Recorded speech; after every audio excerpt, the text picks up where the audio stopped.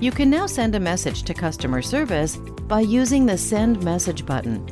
This will enable you to change an order, such as the quantity of an item, or adjust a ship-to address. Once you click the Send Message button and type your message, an email will be sent to customer service with your request. You will receive an updated order acknowledgement with any changes made.